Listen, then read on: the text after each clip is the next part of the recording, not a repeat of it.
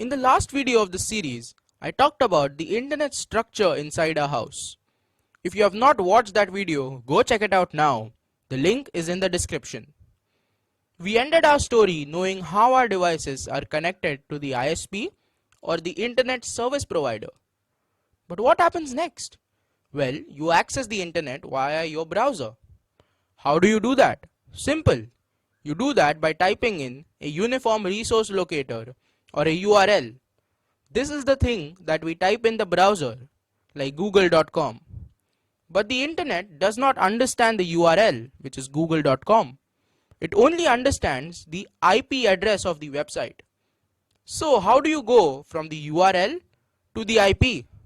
Here steps in the hero of our story, the domain name system or the DNS.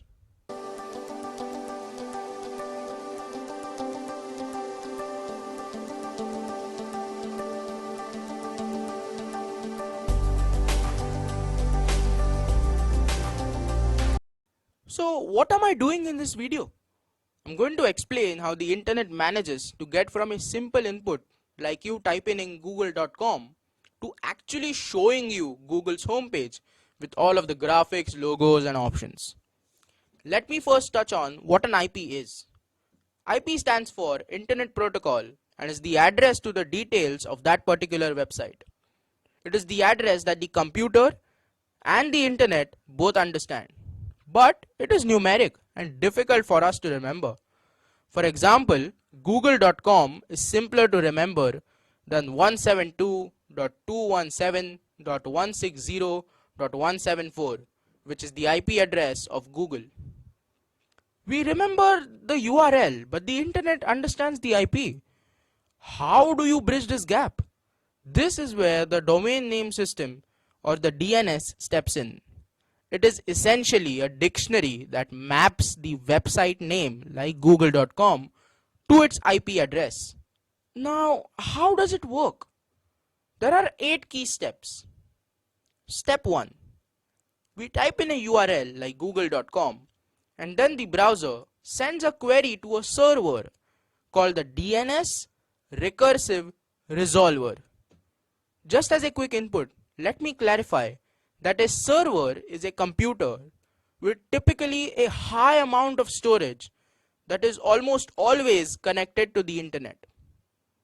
Now, this DNS Recursive Resolver, this server is usually hosted by your ISP, but there are other variants. More on this later. Step 2. The resolver sends a query to the DNS root server. The root server is an intermediate server and acts like a middleman. Step 3. The root server sends its reply to the resolver. The reply contains the address of a top level domain DNS server or a TLD for short.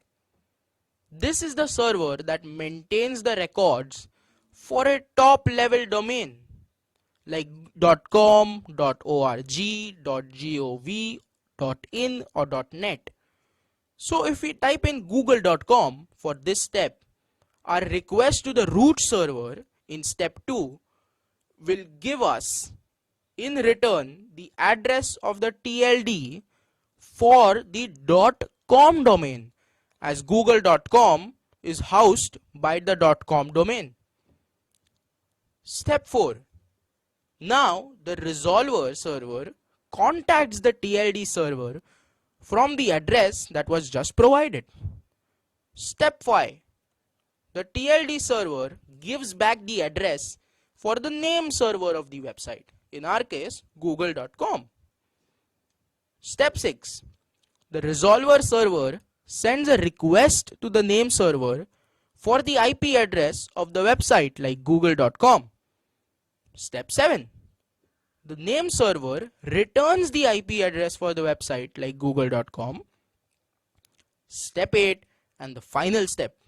The DNS resolver server sends the newly acquired IP address for the website, which in our case is google.com, back to the browser, and then the browser is able to contact google.com and show us the website.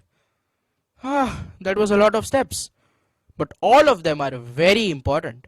Imagine having to remember all of the numeric IP addresses. That will be a lot of pain. Google.com, Yahoo.com, Amazon.in. These are just so much better for us to remember. But we are not done yet.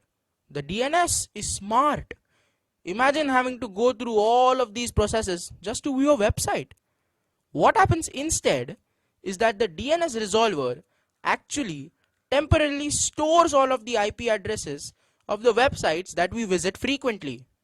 This temporary storage helps the DNS to be a lot quicker and deliver us to the website much faster.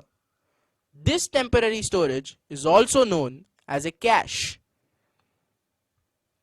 Have you ever had the experience that you go to the location of your favorite ice cream salon or restaurant franchise only to find out that it has been moved to a different location?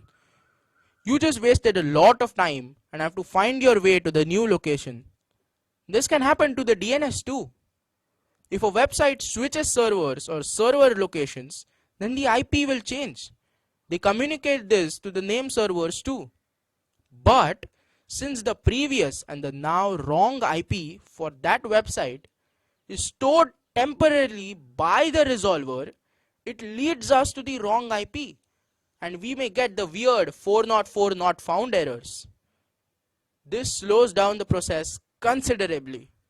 Now the DNS caching, which was meant to speed up the process, slows the process down. But there is a way to rectify this.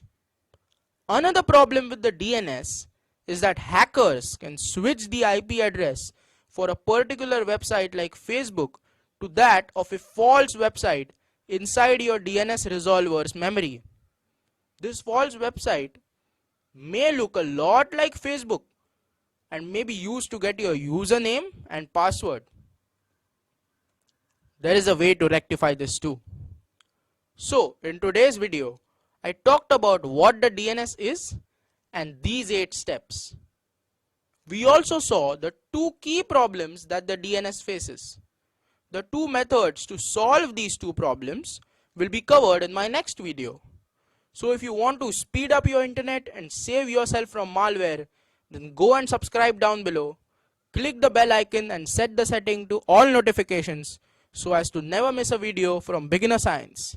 And please like, share and comment and stay home and stay safe.